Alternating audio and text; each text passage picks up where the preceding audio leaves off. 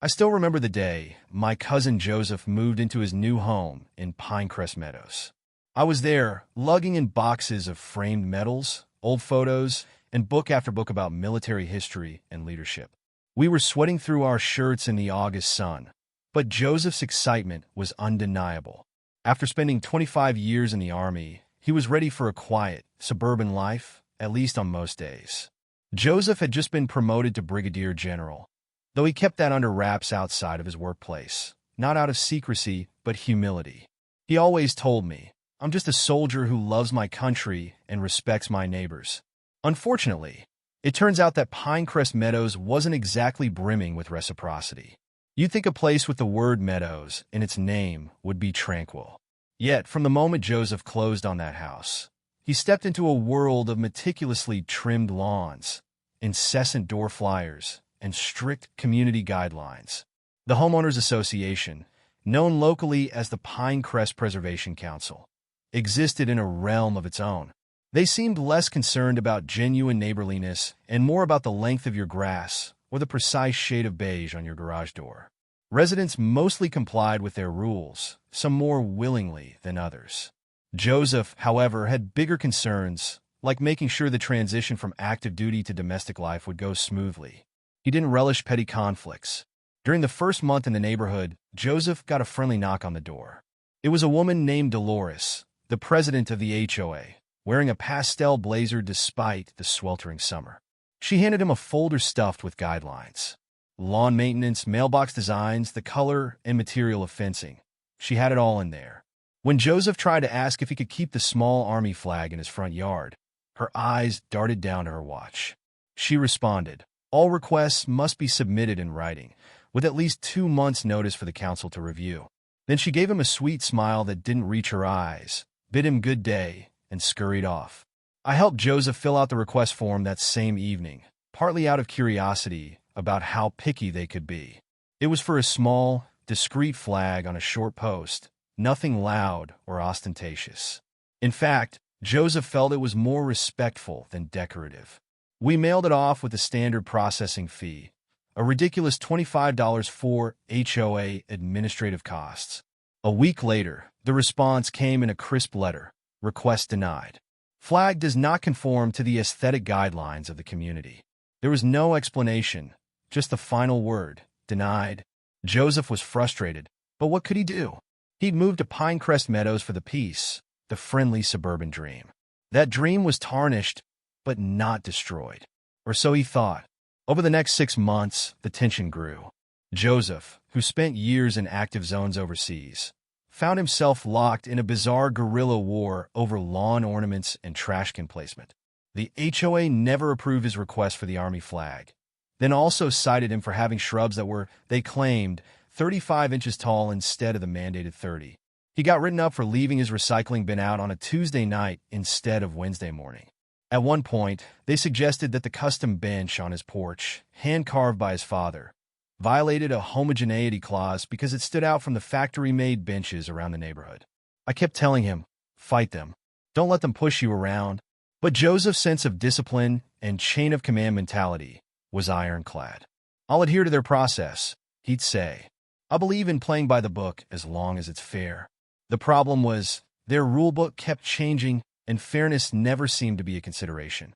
One day, Joseph was called away on short notice. A training exercise needed his expertise, so he shipped out for 6 weeks. He asked me to house sit. While he was gone, the HOA notices piled up. There were citations for mismatched brick tone on a small shed in the backyard, though the bricks had been that way since he bought the place. There was a formal complaint about a supposed unlicensed vehicle on the property. It was actually Joseph's project car, a classic Ford Mustang he tinkered with on weekends. The license plates had simply been transferred from his old sedan, but the form hadn't reached the HOA's insatiable bureaucracy. I tried calling the HOA to straighten it out, but got the usual runaround. When Joseph returned home at the end of those 6 weeks, he found a final notice taped to his front door. Pinecrest Preservation Council demands immediate compliance, interior and exterior alignment with guidelines, or further action will be taken. We both shrugged it off as typical HOA grandstanding. until we heard rumors about a community development project on a new communal facility. Something about upgrading the neighborhood's tennis courts, building a new clubhouse, and adding a large parking area. I remember joking, "At least they're not bulldozing your place," and we both laughed. We never imagined that the actual scenario would be far more outrageous. It all happened on a Thursday morning. My phone rang at 7:15 a.m., too early for small talk. The shaky voice on the other end was Terrence, a neighbor of Joseph's who had always been a bit of an outsider himself. He stuttered, They're tearing down Joseph's house right now. Bulldozers, real bulldozers, are on his property." I was certain I misheard him. "What are you talking about, Terrence?" But Terrence insisted.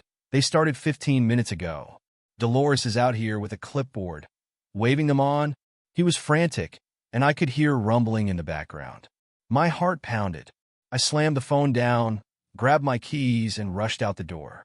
The drive to Pinecrest Meadows felt like a fever dream. Once I turned onto Joseph Street, I saw the dust cloud rising from the far end. Sure enough, there were two large machines with scoops clawing away at the side of Joseph's house.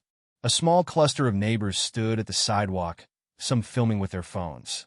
Others looked on in shock. Among them was Dolores, her arms crossed with smug resolve. I leaped out of my car and sprinted toward her. "What on earth are you doing? This is private property. You can't just bulldoze someone's home." She turned to me with narrowed eyes. "It's in the name of community progress," she said firmly, as though quoting from a prepared statement.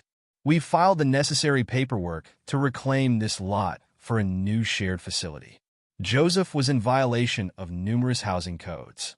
The HOA has the authority to take action when a homeowner fails to comply with mandated regulations. My mouth went dry. That doesn't give you the right to demolish his home without a court order, or even a heads up. She waved her clipboard. We sent multiple notices. He was well aware of the consequences of noncompliance. I demanded to see the notices, but she shrugged me off. Anger and panic pulsed through me. Joseph was scheduled to be out of town again that weekend, so I couldn't even reach him immediately. My calls went straight to voicemail. I was left shouting at the bulldozer operators to stop, but they wouldn't listen to me. "We have a contract," one of them said with a shrug, arms black with soot and dust. "We do the job we're paid for." I pulled Terrence aside. "Did you see any official city representatives here, like code inspectors or the sheriff's department?" Terrence shook his head. "Nope, just the HOA's private contractors. I saw Dolores talking to some men in suits earlier in the week, but I assumed it was more of her usual nonsense." Within hours, Joseph's house was reduced to a mangled heap of wood and drywall. I felt a surreal numbness, like I was watching a slow-motion train wreck. Neighbors walked away in quiet horror, some of them crying. Even those who had disliked Joseph's resistance to the HOA recognized that this was an extreme overreach. Yet Dolores stood there, calm as a statue. By the afternoon, the demolition crew had flattened the place, leaving a dusty lot behind. A bold sign was planted in the ground that read, "Future site of Pinecrest Meadows Community Center. Coming soon." My blood boiled seeing it. This was so obviously a land grab disguised as community enhancement, and their logic was shaky at best. 35-inch shrubs do not justify a bulldozer. In a haze of fury, I called the local police station, city hall, and even an attorney I knew from a previous real estate dispute. There were so many angles to consider. Was the HOA operating under legitimate municipal authority? Did they bribe someone for permissions? Did Joseph sign something he was unaware of in the massive contract packet at closing? A calm, methodical part of me knew that once Joseph got wind of this, there would be a reckoning. But none of us could have predicted just how dramatic that reckoning would be.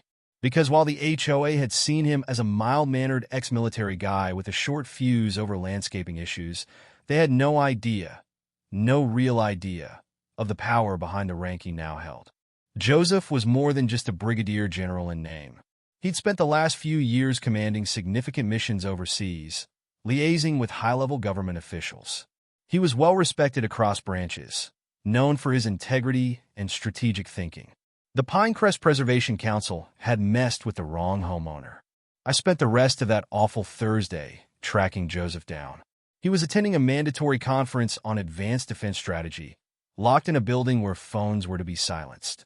It wasn't until late that night I finally reached him. The conversation was short, but the shock and quiet fury in his voice were palpable. "They did what?" was all he said at first. Then came the slow, measured vow. "I'll be on the first flight out in the morning." I sat on the curb outside the demolition site, the air thick with dust, my clothes stained with sweat and debris. Though Pinecrest Meadows was still and oddly silent around me, I had a sense that the next chapter of this nightmare was about to begin. And if there was anything I knew about my cousin, it was that when Joseph set his mind to defend something or someone he cared about, be it a country or a personal home, he'd fight with unwavering resolve. The Pinecrest Preservation Council had unwittingly unleashed a storm. By the time Joseph landed the next morning, word of the bulldozed house had spread like wildfire through the community and beyond. Videos taken by neighbors circulated on social media, and local news channels picked up the story of the home torn down by an HOA. But crucial details were missing in those initial reports. No one yet knew Joseph was an active brigadier general. I picked him up from the airport at dawn. He was wearing civilian clothes, looking composed, but I recognized the steely focus in his eyes. Any illusions of Pinecrest Meadows being a peaceful retirement spot had evaporated. The ride back was mostly quiet. I could sense him mentally lining up a plan of attack. He didn't say much until we approached the neighborhood entrance, where a large stone sign reading Pinecrest Meadows, a community of harmony, greeted us ironically. "Take me straight there," he finally murmured, voice low, fists clenched. We turned onto his street. Where his quaint suburban home once stood was now a broad, empty space of churned earth and scattered rubble. He stepped out of the car, walked to the chain-link fence that the HOA had hastily erected around the perimeter, and surveyed the wreckage. The sun was still low, and the early light cast long shadows across the debris. He took in a slow breath and exhaled, as though absorbing the impact of what had been done. "I've seen war zones that look more respectful," he muttered, shaking his head. Within minutes, neighbors began gathering. Some approached cautiously with apologies or sympathetic words. Joseph thanked them, but clearly had no interest in small talk. He was looking for someone else. He wanted to see the face behind this fiasco, the person who had authorized the destruction without warning. As if on cue, Dolores appeared, flanked by two men in matching polo shirts embroidered with the HOA logo. Her posture was stiff, her chin jutted out. She seemed determined to hold onto the moral high ground, though I couldn't imagine how she believed she still had it. "Joseph," she began, "I'm sorry we had to take such drastic measures. We've tried contacting you repeatedly." She paused, as if expecting him to bow to her authority, or maybe apologize for some inconvenience his existence had caused. "I never received any notice of demolition," Joseph said, voice controlled. "I know the mail system, Dolores. I know city regulations. You do not have the jurisdiction to do something like this. And yet here we are, with a bulldozed home on my property. You had no right." One of the men in polo shirts, apparently some high-ranking HOA official, stepped forward. "We have the authority granted by the membership contract. You failed to comply with repeated notices, so our board voted unanimously. It's unfortunate, but you left us no choice." Joseph's expression was unreadable. He simply nodded, his face calm. "Interesting. Who issued the court order?" The contract. It's in the bylaws." The man was starting to sweat.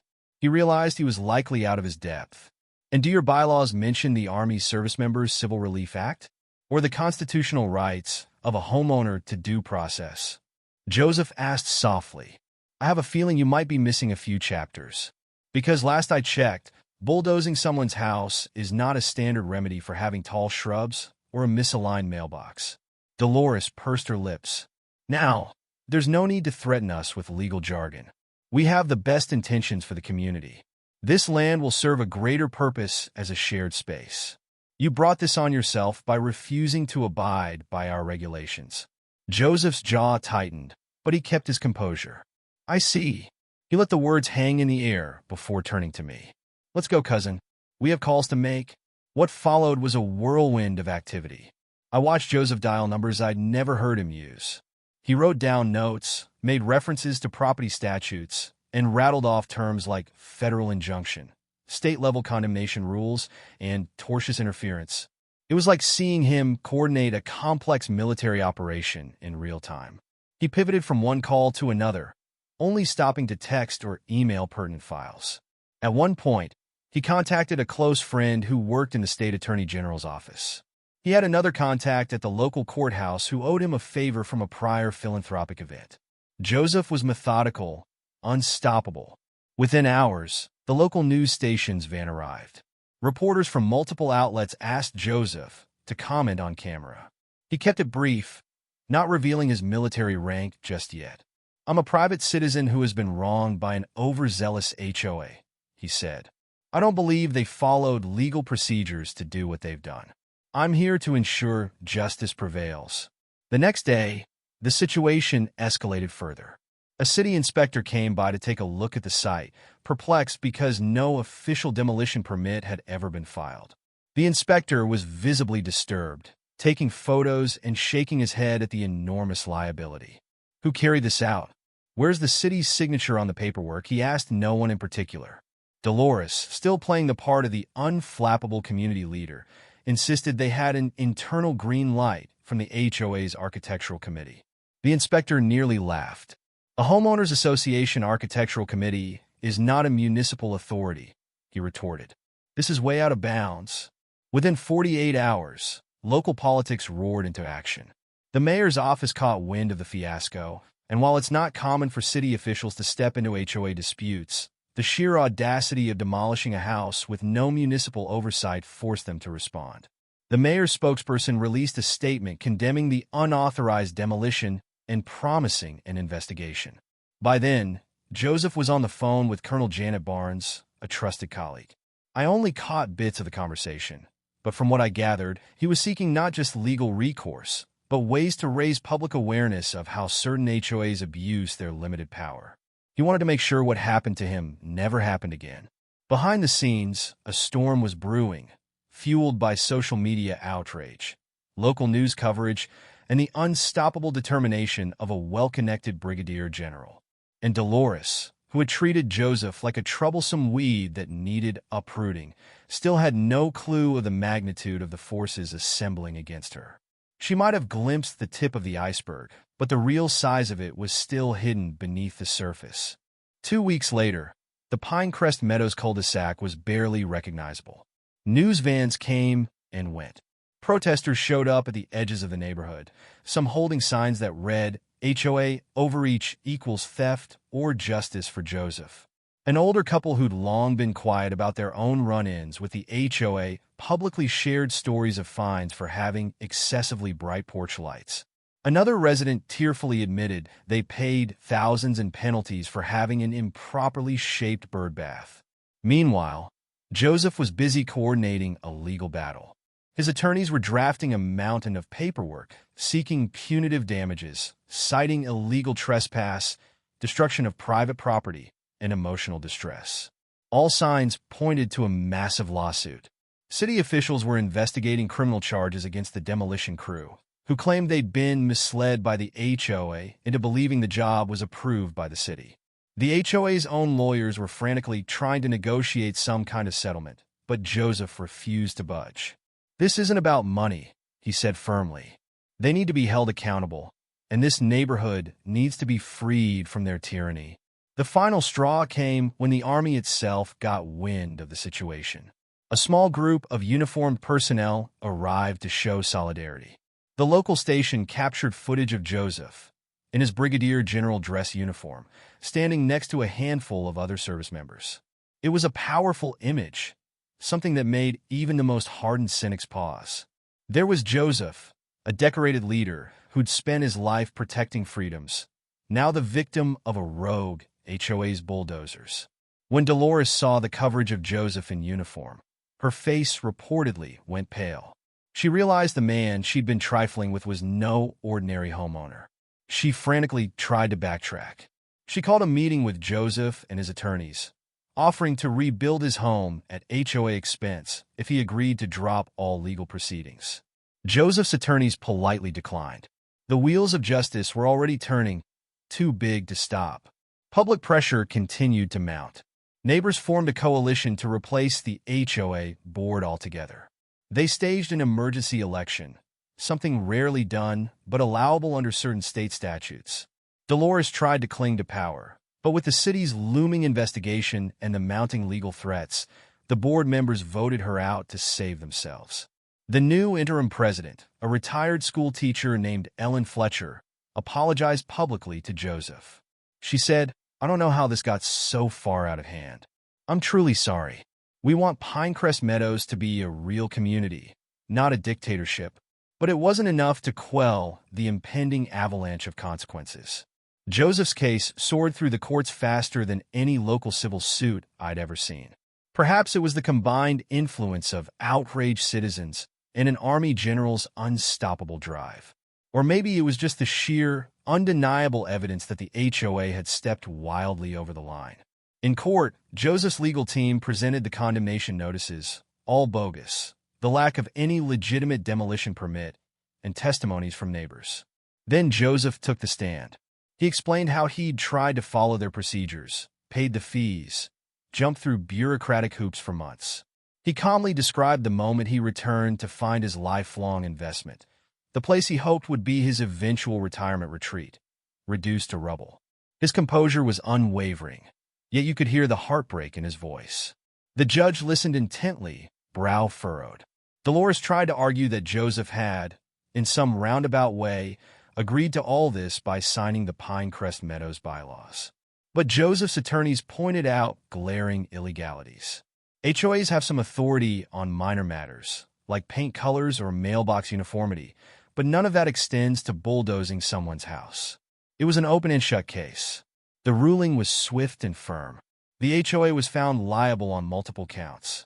Dolores faced personal culpability for her role in signing off on the demolition under false pretenses. The demolition company was partially off the hook. They'd been deceived. But they still had to pay restitution for failing to verify the legitimacy of their contract. Joseph was awarded significant monetary damages, enough to rebuild his home, and then some. More importantly, the judge ordered the Pinecrest Preservation Council to undergo immediate reformation. Their bylaws were declared invalid, where they exceeded the scope of municipal authority. The newly elected board was tasked with revamping everything to ensure no one's rights would be trampled again. A month later, Joseph stood on the cleared lot where his house once stood, a new blueprint in hand, courtesy of a local architect who volunteered his services to show support. The community members who stood around him were a transformed group. They were eager to help rebuild, both literally and metaphorically. Some offered labor, others offered supplies. Once a microcosm of petty rules, Pinecrest Meadows now had a chance at genuine neighborly unity. Joseph, in a rare reflective moment, said to me, "You know, I spent years fighting for freedom overseas. Never thought I'd come home to find my own front line here. But maybe this was a battle worth fighting. It's not just my house. It's about standing up for your rights, even in the small corners of our country." I looked around at the beaming faces of volunteers, the camera crews capturing a story of justice served, and the brand new possibilities unfolding. "Well," I said, "they sure picked the wrong house to bulldoze, and the wrong man to underestimate." Joseph gave a subdued chuckle, eyes still scanning the horizon of his future home. "That's the truth," he said. "Now let's rebuild something better,